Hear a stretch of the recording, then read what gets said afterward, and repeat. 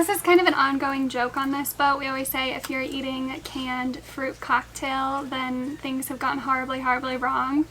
And I feel like if we have to use the ditch bag, things have gone horribly, horribly wrong. I'm Holly, that's Ray, and this is our home, Sabado.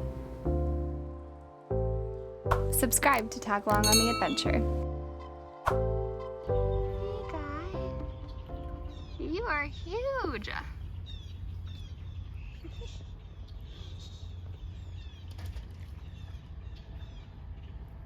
It is a beautiful morning here in Brunswick, Georgia. I think we're gonna take our scooters over to the local coffee shop, then get to work cleaning the boat.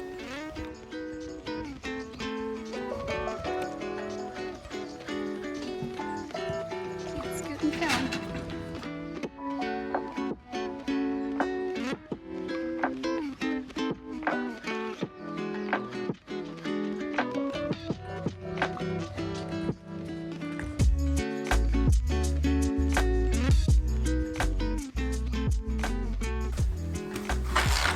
How's it going up here, darling? That's good. Can I help you with anything? Yeah, I got it. Alright, I'm gonna get started on the inside then.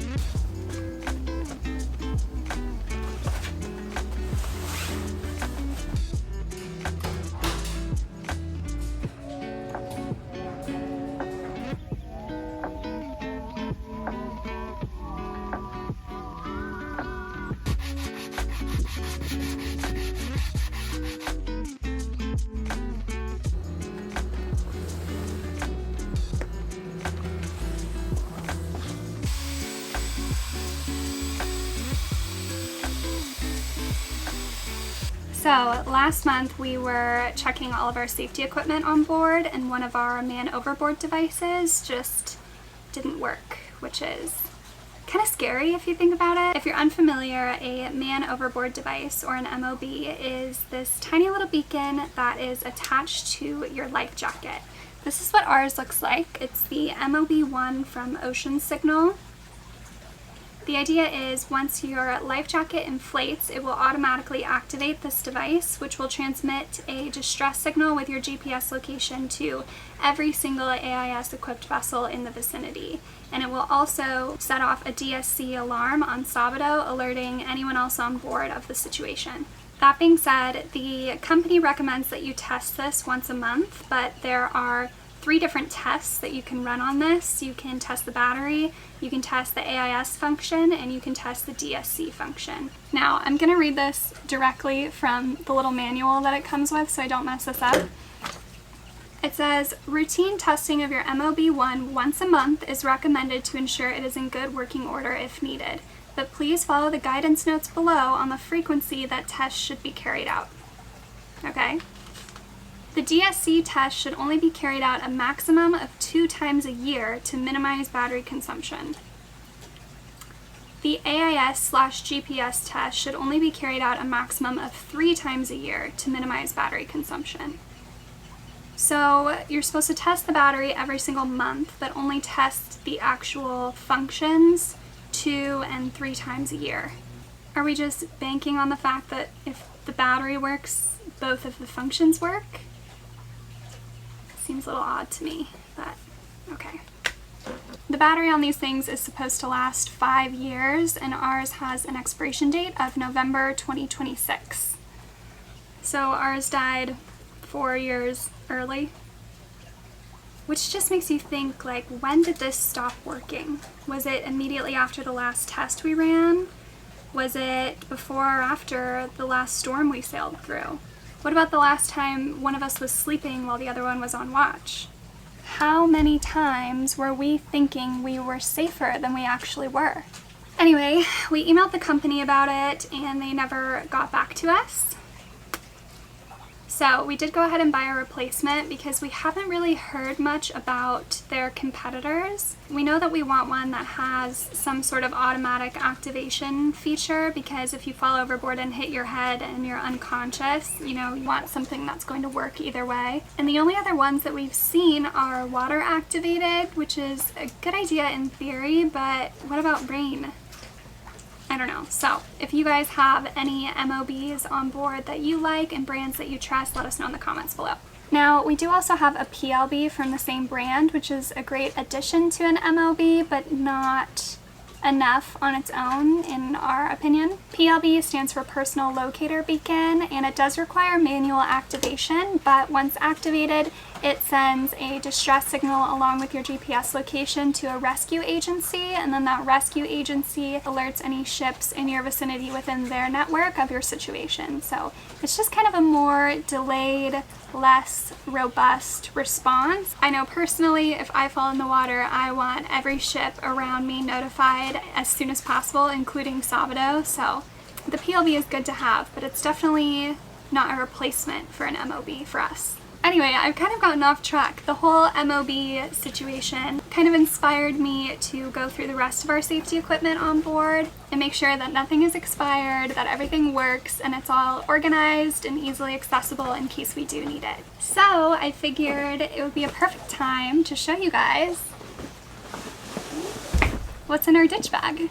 Our ditch bag is what we would grab if hits the fan and we have to abandon Sabado, either on our dinghy or on our life raft. This is ours. Ooh, it's just a giant dry bag with backpack straps, nothing too fancy. I'm gonna go ahead and unpack it, and then we can go through everything together, maybe do a little bit of organizing, and let me know in the comments if you think our bag is missing anything. Okay, so my goal with the ditch bag is to kind of have it organized by what our main priorities would be in an emergency. So our primary priority is going to be getting spotted. So to do that, we're going to need a good signal kit. I have this emergency marine signal kit by Orion. This kit comes with 6 red aerial flares, a launcher, 1 handheld orange smoke signal, and 5 handheld marine red signal flares. It's hot out here. In addition to that kit, we've also made our own signal kit with a few extra things. We have 10 red industrial grade glow sticks, a whistle. We also have a signaling mirror. This one has the instructions printed on the back, which is great.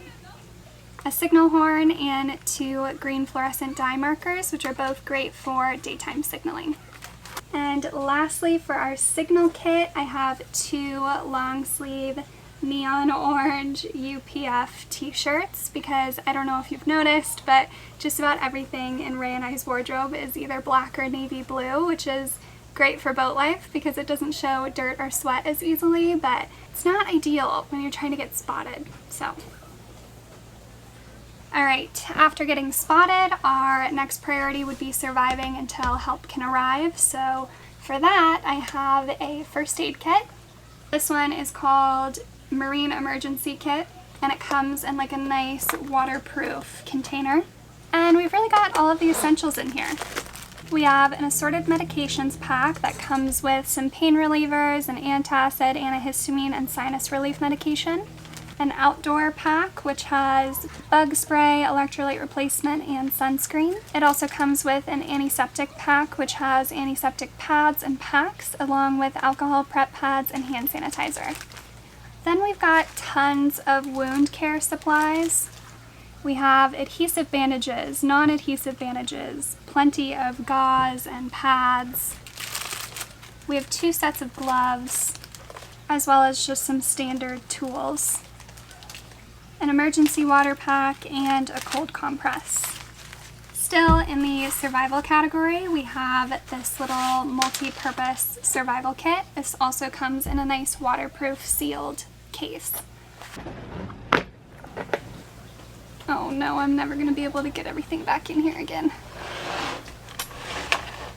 In here we have a little fork, knife, spoon, bottle opener in one. We've also got this little guy, which I believe is supposed to function as like a hand saw. And then just several other multi-tools. This one acts as a can opener, knife edge, screwdriver, ruler, cap opener, 4-position wrench, butterfly wrench, saw blade, direction, ancillary indication, 2-position wrench, and a key ring hole. We've got a knife, a flashlight that works. I threw in some extra batteries for the flashlight. Looks like some fire starter, some fishing line and hooks. I believe that this is supposed to be like a makeshift fishing rod. I could be wrong though. Let me know if you know more than me.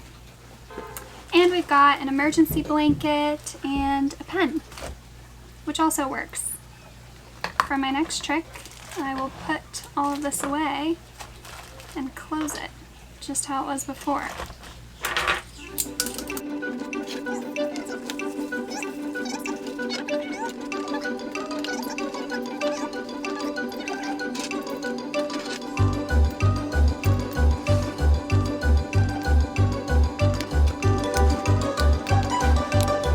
That actually wasn't as hard as I thought it was going to be.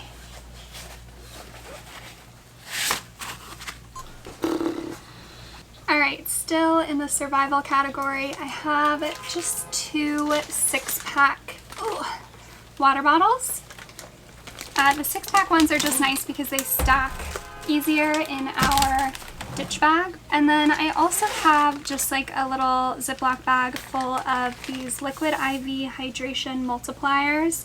Supposedly, if you mix one of these in 1 bottle of water, it delivers the same amount of hydration as if you had drank 3 bottles of water. So, then for food, we have this emergency food ration. This one is 3,600 calories, and this is the vanilla flavor.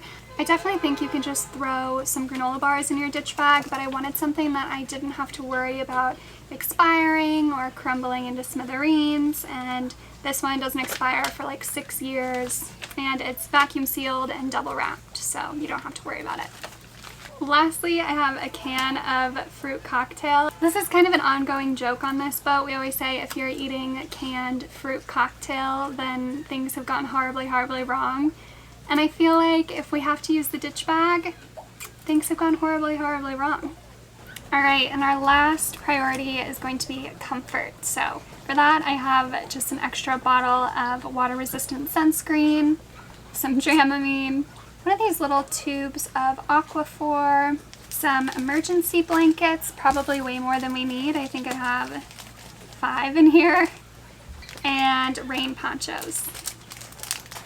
I also just recently threw in a couple old pairs of sunglasses and a pack of tissues as well. And then I have just a Ziploc bag with some copies of our important documents in here. So this is a copy of both of our passports and then our boat documents. So once we hopefully do get rescued, we'll be able to identify ourselves and our boat. Okay, I think that's it. Let's do some organizing.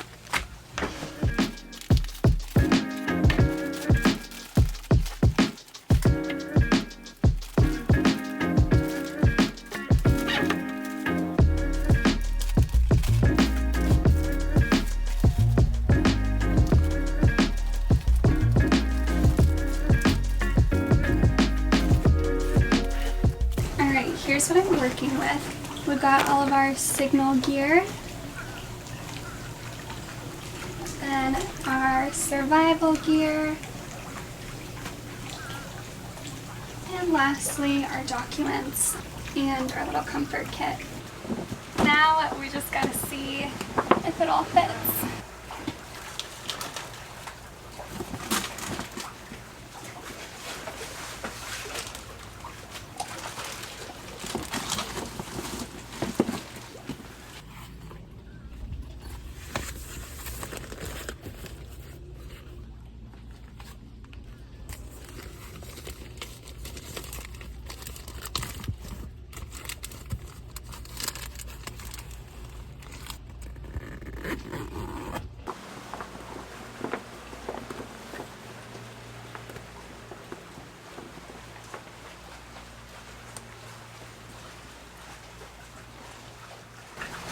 Looks good to me. Oh, heavy.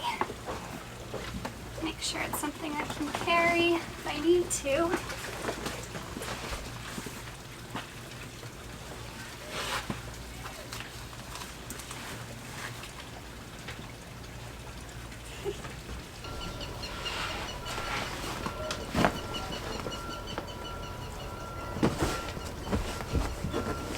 So yeah, that's what's in our ditch bag. We usually store this underneath the nav desk in the salon, but when we're underway, we like to keep it out here in the cockpit, along with our handheld VHF radio and our Iridium Go. So in the case of an emergency, all we have to do is grab everything and go. In addition to this, we also have an e-perb, which is mounted just on the inside of the salon door, and our life raft also has a bunch of supplies in it as well. So I think we're pretty prepared, but I would love to hear if you guys think we're missing anything in our kit. What time is it? 3:30? That's close enough to happy hour, right? This might be a lot of gym, but It's okay, I'm pretty tough. right.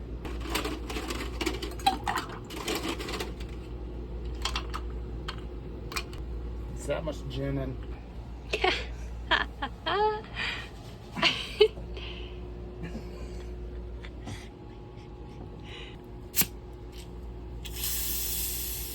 Ooh.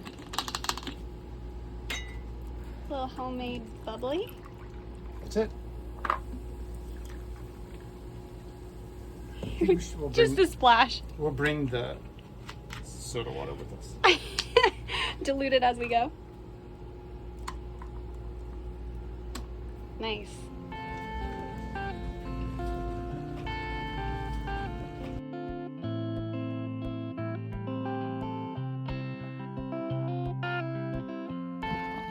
Our latest addition.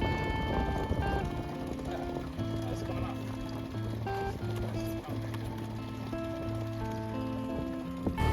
See you later, Sabado.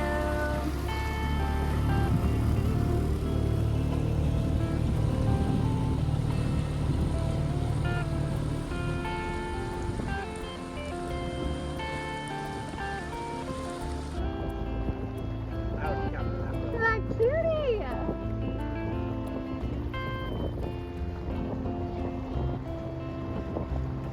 Yeah, that's adorable.